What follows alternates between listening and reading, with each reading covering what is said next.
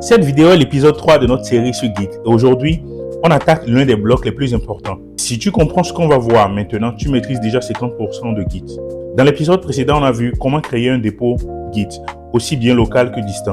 Et on a expliqué un point essentiel.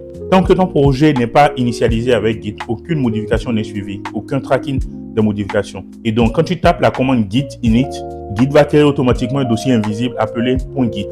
C'est lui le cœur du système. Il contient tout l'historique du projet, il stocke tous tes commits. Il garde la structure de tes branches. Il suit chaque évolution du code.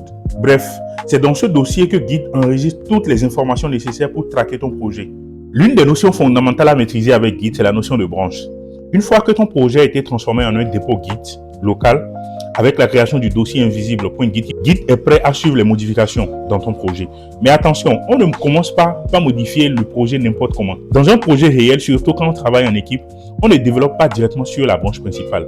Oui, nous avons la notion de branche principale et de branche secondaire. Git repose sur une idée simple. Il existe une branche principale, souvent appelée main ou master, et des branches secondaires ou branches filles. La branche principale contient uniquement des fonctionnalités qui ont été validées, des correctifs qui ont été testés, du code prêt à être déployé pour les utilisateurs. Et donc, c'est la version stable du projet. Pourquoi on ne travaille pas directement sur la branche principale?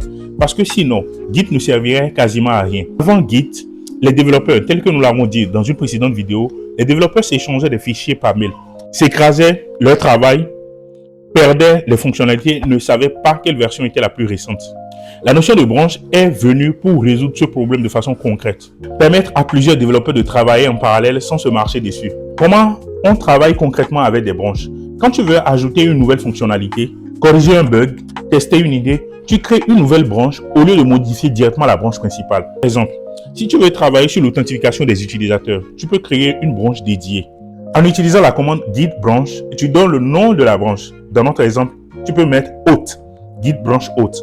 Le nom de la branche doit être clair et pertinent, en lien direct avec la fonctionnalité ou le bug traité. Qu'est-ce qu'une branche techniquement?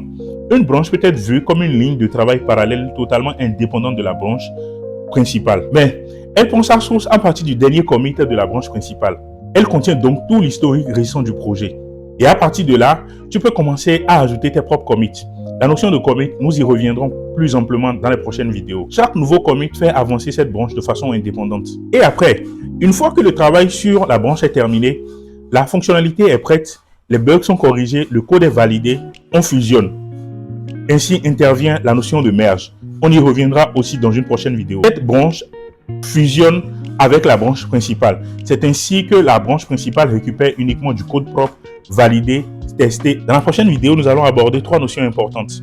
Le working directory, le staging area et la notion de commit. Alors, si tu veux en apprendre plus sur ces notions, abonne-toi et laisse ton avis dans les commentaires.